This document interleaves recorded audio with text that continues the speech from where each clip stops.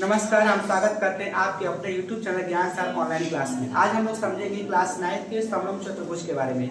समलंब चतुर्भुज टॉपिक है ऐसा चतुर्भुज जिसके आमने सामने की भुजा समांतर हो और दो आमने सामने की दो भुजाएं समांतर हो, अन्य दो भुजाएं समांतर न हो, उसे समलंब चतुर्भुज कहते हैं। समलंब चतुर्भुज के कुछ प्रॉपर्टी हमारे पास है। पहला प्रॉपर्टी है कि सभी आंतरिक कोणों का योग 360 डिग्री का होता है, मतलब कि ये वाला और ये वाला सब मिलके 360 डिग्री का होता है।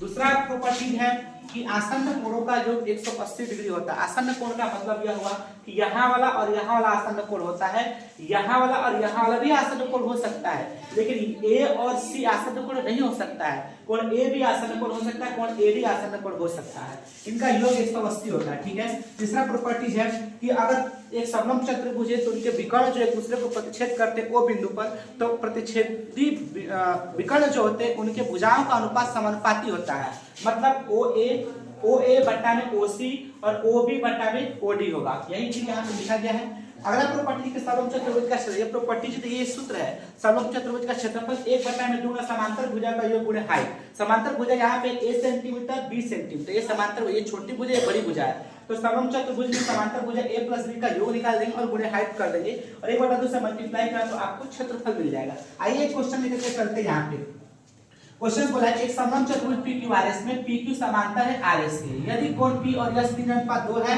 कोण Q अनुपात कोण R में 4:5 है, तो प्रत्येक कोण का मान निकालना है। यहाँ देखिए ध्यान से कि कोण P और S, तो इसको जब भी अनुपात में सवाल दिया रहे तो इसको हम मान लेते हैं कि माना कोण P बराबर 3x और कोण S बराबर 2x। अब यही सब देख लेंगे जब समलंब चतुर्भुज जब हम बनाए तो इसको P और S या माने हम PQRS लिख दिए।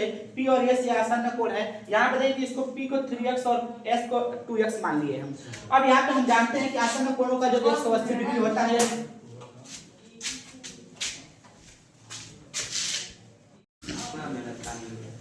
आइए समझते हैं हम लोग समलंब चतुर्भुज से संबंधित क्वेश्चंस को।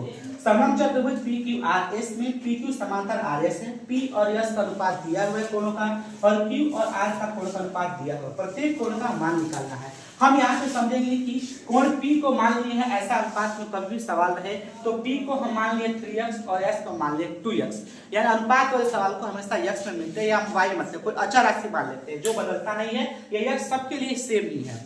तो कोण P को 3x, कोण S को 2x माने हैं। आप जानते हैं कि आसन्न कोणों का जो 180 डिग्री होता है समलंब चतुर्भुज में, तो आसन्न कोण मतलब ये है P और ये है S, इनको जोड़ देंगे तो 180 डिग्री हो गया, ठीक है। P का मान 3x, S का मान 2x से 3x 2x मिलके 180 डिग्री हो गया, यानी x का मान यहाँ से 36 डिग्री आ गया, 36 आया। अब इस 36 का मल्टीप्लाई कर देंगे सभी में हम लोग, तो P को 3x मानेंगे तो 3 × 36 108 डिग्री आएगा और कोण x में 2x लिखा है 2 × 36 डिग्री 72 डिग्री हो गया। अब यहाँ पे देखें हम इसी तरह कोण, अब इसी तरह मतलब अगला स्टेप पे दिया है कि कोण Q और कोण R 4:5 है, तो जैसे हम P को 3x मानेंगे और इसको 2x मान, लेकिन यहाँ पे हम लोग x नहीं मानेंगे बल्कि अलग से अच्छा राशि y मान लेंगे। कोण y को 4y और कोण R को 5y मानेंगे। तो यहाँ पे भी जानते हैं कि आसन्न कोण है ये, तो आसन्न कोणों का जो कितना होता है 180 डिग्री, यानी 4y और 5y मिलके 180 डिग्री, y का मान 20 डिग्री आ गया। अब यहाँ से आप निकाल के लिखे 4y + 5y बराबर 180, y बराबर 20 डिग्री। अब यहाँ से कोण निकाल लेंगे हम लोग, कोण Q का मान निकाल लेंगे कितना डिग्री है, ये मिटा ले रहे हैं। कोण Q का मान, कोण Q बराबर दिया है आपको 4y, तो 4 × y का मान कितना है बाबू 20 यहाँ से कर देंगे तो 80 और कोण R बराबर कितना है 5y, मतलब 5 × 20 बराबर 100 डिग्री। आंसर है आपका। धन्यवाद।